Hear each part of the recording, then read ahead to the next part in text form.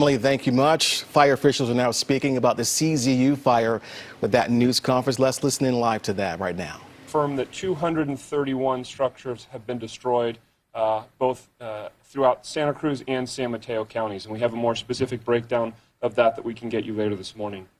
We continue to increase the number of firefighters that are arriving every day. We're up to 1,511 firefighters, federal, state, local government, including ones from out of state here on this incident. One thing to note is there was an evacuation warning that went out in Santa Clara County yesterday afternoon. That warning went out in an abundance of caution based on the potential lightning and storms that were forecasted for yesterday. We do not believe there's any imminent threat over to the Santa Clara County side right now. I just wanted to help clarify that because obviously that's a whole new county kind of right by us. With that, I think it's time for an operations update from CAL FIRE Incident Management Team Operations Section Chief Mark Brennan. Good morning. So the past 24 hours, albeit we are in a red flag warning, we've actually had the opportunity. The weather hasn't been as significant as we were expecting, which is good. And that has given us an opportunity for our crews to make a lot of great progress throughout this fire. So starting in our north zone part of the fire, again, a lot of good work up there. You see this Xing on the line, and that's a control line that's been established and verified. So we have a really good set of control lines being worked on the north end of the fire throughout the entire north, and then down on the coast, some of the fires, it's actually self-mitigated in the fact that it's burning some lighter fuels, and with the increase in the humidities and so forth, the fire's actually extinguished itself. So that's very good. Around Davenport, haven't seen any movement of the fire. It is still hung up on the ridge top. It's something that once we get more resources, we're going to go directly after, but we do have a good control line around that community and protecting that community as well. On the south end of the fire, we have continued to improve the control lines along the south end. We have this really good control line that runs from Highway 1 to Highway 9. We have a secondary that we put in. We did a little burnout operation in that southern part of the Bonnie Doon area, and that widened and improved our line tremendously. So it created a very good control line to the south, a primary, and then a secondary. So that really, really puts an excellent protection for Santa Cruz and the UC campus. I won't say that they're completely 100% out of any sort of danger, but we are very confident that these lines are going to hold and do what we need them to do. Moving up the fire in the Felton area, fire still well up on the ridge. Felton is still looking pretty good. Again, we proceed with caution with the weather event as we continue through that until that is completed with the red flag warning. The Highway 9 corridor, the thing about that, we've been able to establish some lines, and we're continuing to establish some lines. Are they as robust as we'd like them to be? No, absolutely not. They're primary. They were established very rapidly to try to keep the fire in check. We're just kind of doing a bump and run type technique, and a technique in which we just try to push or hurt the fire, like I've said before.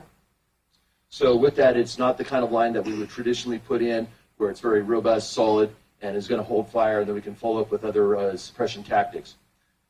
So therefore, with that, and due to the topography, very steep, extremely rugged terrain, lots of ravines and canyons and that sort of thing, drainages, very difficult for us to work in. It's not how we traditionally establish our lines, not where we like to put our lines. They give us the best advantage, but we do with what we're dealt, and we're giving it our best shot based on that. So we'll work with what we put in the best we can.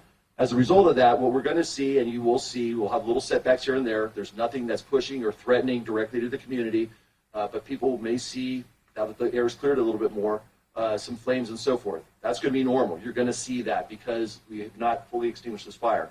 We're far from that at this point. Again, heavy fuels, this rugged terrain, to put those lines in, to hold them and establish them is going to take time. So there has to be a bit of patience.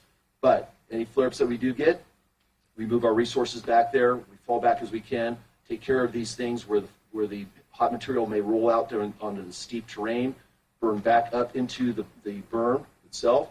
That's going to happen. You're going to see that. But it's something that we can easily jump upon, and we can start mitigating and keep it from getting further down onto the Highway 9 corridor. There are a few points where it's come down and touched the Highway 9 corridor in areas without structures. That's fine. Highway 9 is a good place place to kind of stop that, and that part of the fire is extinguished. So now that brings a nice solid control line, if you will, right there along Highway 9 as well. So we're going to continue that. That process is going to be painstakingly long. It's going to take time. It's going to take a lot of effort, take a lot of work to do it, to establish a very solid control line. We're working diligently to do that. Bonnie Doon area, again, very difficult because of the number of structures that are dispersed throughout that area. A lot of vegetation, again, a lot of very steep and rugged terrain in various parts of that. So a painstaking process. It's a slow process, but we are continually working on that. Our crews are making advancements every day to making that more safe and getting the community back on its feet.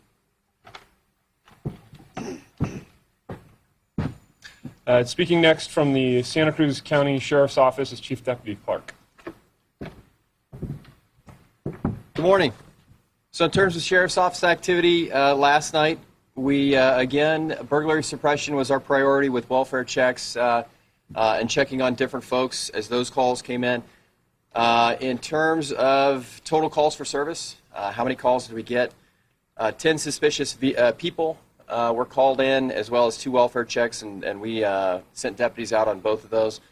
Our missing persons, that count stands at 4. We still have 4 missing people that we're trying to determine where they are.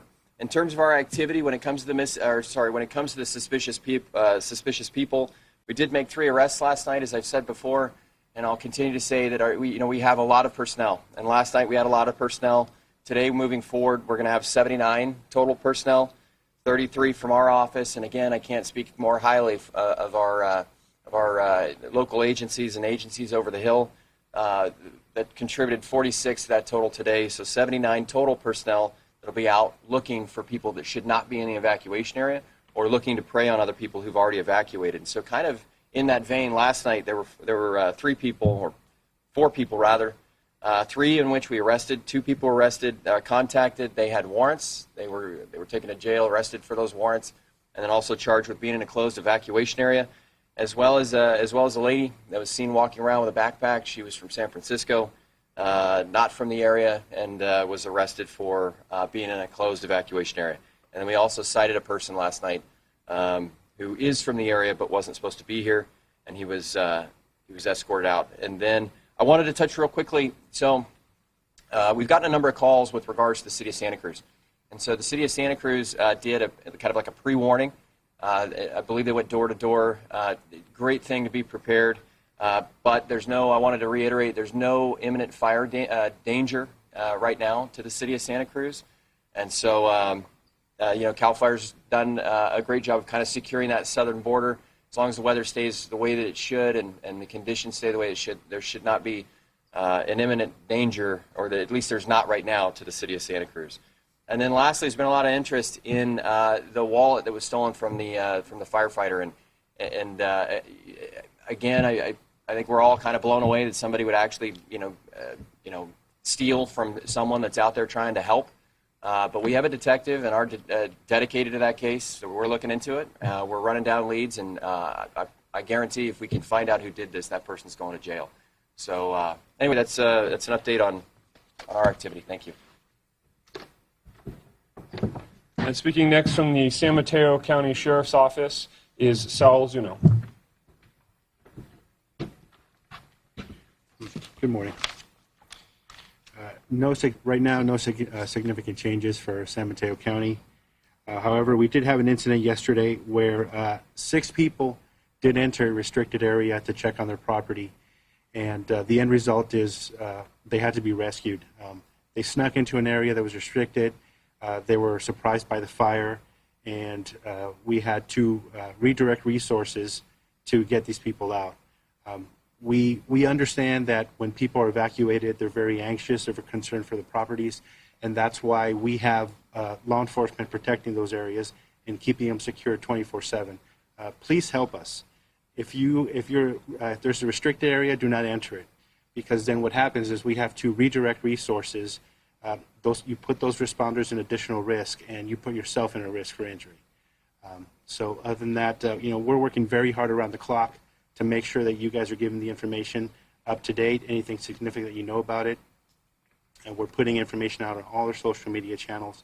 And for San Mateo County. If you want more information, you can download our app for either Android or iPhone at sanmatoecountysheriffs.com. Thank you.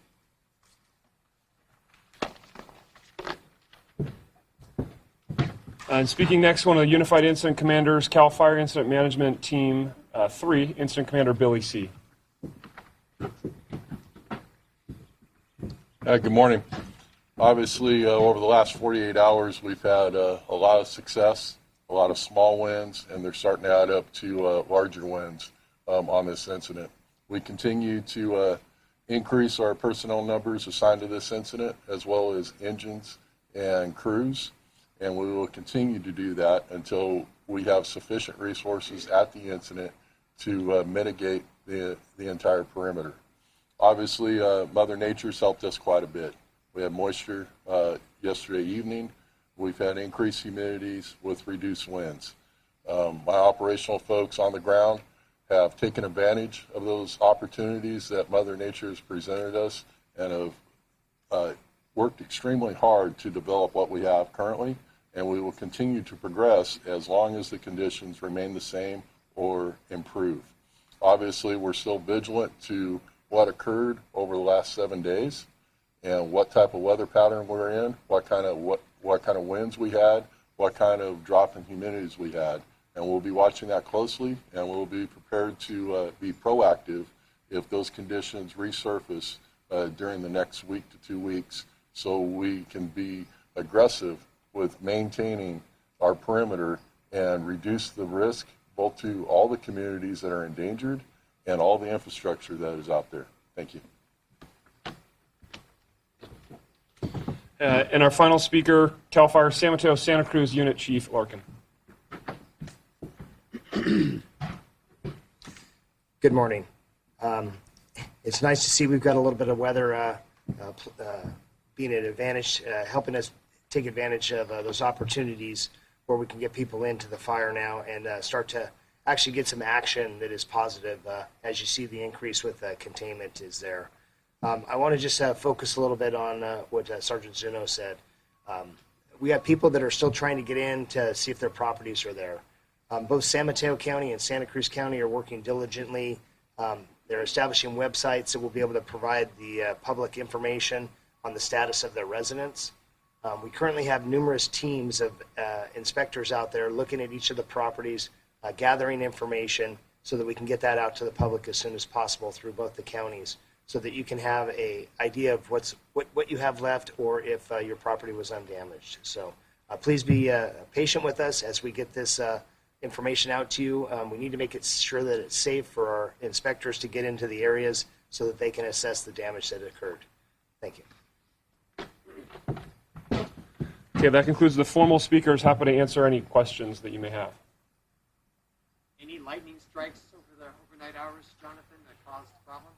Yeah, I do know that there were some downstrikes across the northern part of the state. I don't believe it was widespread, and we didn't have any confirmed in our local area in the San Mateo Santa Cruz unit. Can you talk about the 6 people who had to be rescued after trying to check on their property? Yeah, I don't know the specifics of it. I don't know if the Saul does. Unfortunately, I don't have much specifics other than they entered a restricted area. On the positive note, I can tell you that they weren't injured, nor were the first responders that got them out. I don't have details right now if they were cited for anything, but this is, if anything, it's mostly a reminder to everybody to work with us on this. There are a lot of folks who feel like, especially in the beginning, they were frustrated that they didn't see more firefighters near their particular properties. Of course, firefighters were busy everywhere, but what do you want to say to the community who's trying to get back in? That, just like the chief said, once it is safe to do so and the fire investigators have had a chance to go in there and ream that area, declare that area safe to do so, until then, don't. Because there could be a lot of other things going on that people are not aware of. And we understand that that's why I mentioned that anything that's important, information-wise, we're working to get it out there. Things are changing, but, constant every day. So just please work with us, be patient. We understand how you guys feel, but that's why we have law enforcement out there working together 24/7.